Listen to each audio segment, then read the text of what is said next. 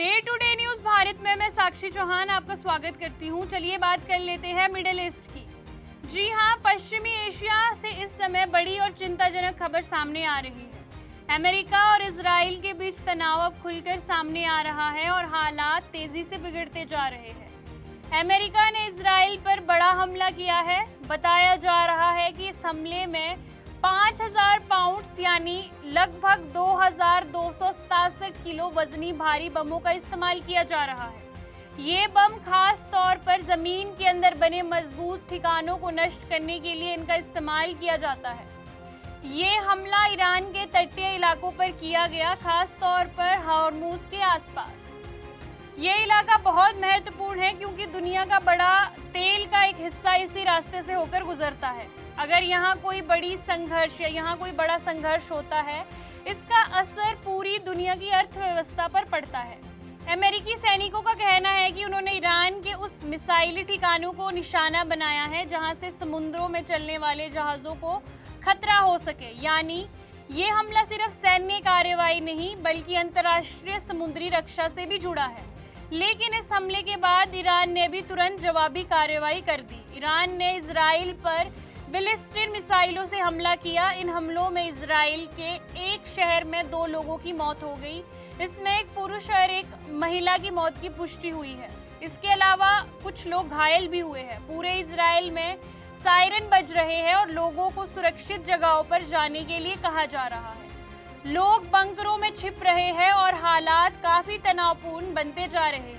ये साफ दिखाई दे रहा है कि अब ये टकराव सिर्फ एक तरफा नहीं रहा बल्कि अब ये टकराव दोनों तरफा हो गया है।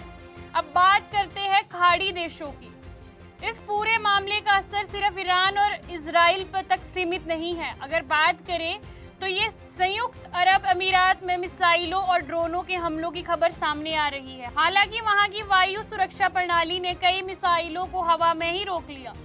लोगों को घरों में रहने और सुरक्षित स्थानों पर रहने की सलाह दी जा रही है। इस तरह बहरीन और कुवैत में भी सायरन बजाने की खबर सामने आई है और इन देशों में भी लोग डर के माहौल में हैं और हालात लगातार बिगड़ते नजर आ रहे हैं। अब बात करते हैं इजराइल की जवाबी कार्रवाई की।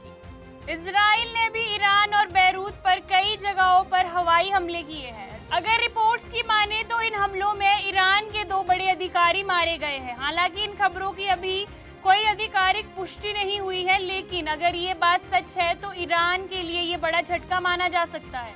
अब सबसे बड़ा सवाल ये है कि आगे क्या होगा। विशेषज्ञों का मानना है कि अगर ये तनाव ऐसे ही बढ़ता रहा तो ये एक बड़े युद्ध का रूप ले सकता है। खास तौर पर ये कार्रवाई अगर लंबी चलती है तो हॉर्मुज के इर्द गिर्द के इलाकों में ये सैन्य कार्रवाई होती है तो इस पर दुनिया की जो तेल व्यवस्था है और तेलों के दामों पर असर पड़ सकता है। इसके अलावा खाड़ी देशों में मजबूत अमेरिकी सैन्य ठिकानों को भी निशाना बनाया जा सकता है, जिससे स्थिति और गंभीर हो सकती है। फिलहाल हालात बहुत नाजुक है। हर घंटे में नई खबर सामने आ रही है और स्थिति तेजी से बदलती जा रही है।